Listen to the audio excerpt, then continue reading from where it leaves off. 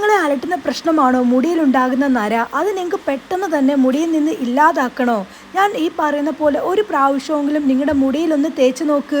എത്ര പഴക്കം ചെന്ന നരയും പൂർണ്ണമായിട്ട് മുടിയിൽ നിന്ന് ഇല്ലാതാക്കി മുടി നല്ല രീതിയിൽ കറുപ്പിക്കാനായിട്ട് നിങ്ങൾക്ക് സാധിക്കും.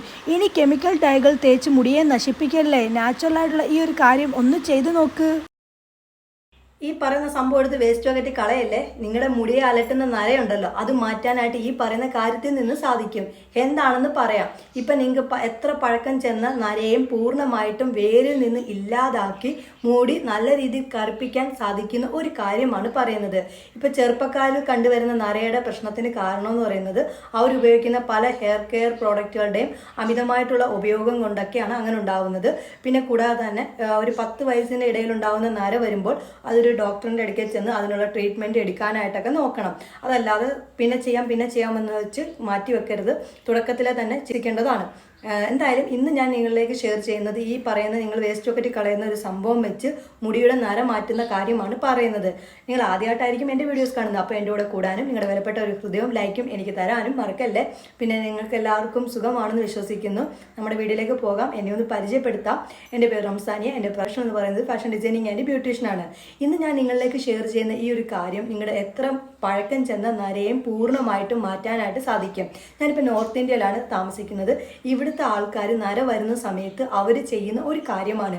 ഇതേ രീതിയിൽ നിങ്ങൾ ചെയ്താൽ നിങ്ങളുടെ നരയെ പൂർണ്ണമായിട്ടും റൂട്ടിൽ നിന്ന് ഇല്ലാതാക്കി പ്യുവർ ബ്ലാക്ക് കളർ ഹെയർ നിങ്ങൾക്ക് വളർത്തിയെടുക്കാൻ സാധിക്കും.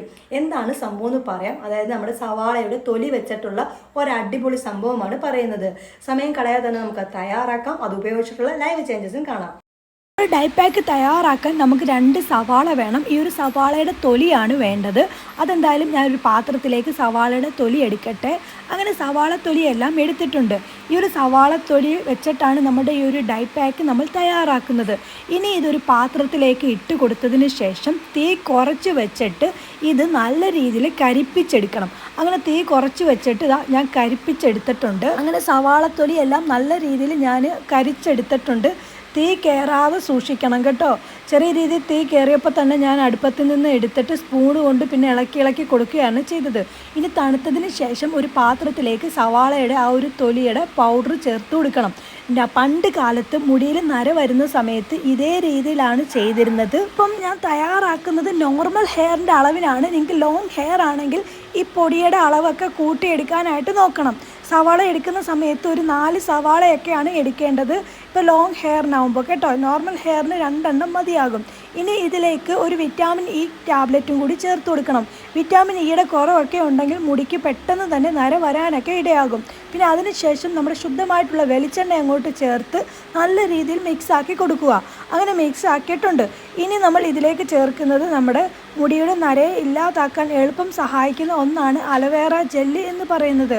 1 ടേബിൾ സ്പൂണോളം അലോവേറ ജെല്ലും കൂടി ചേർത്ത് നല്ല പോലെ മിക്സ് ആക്കാം.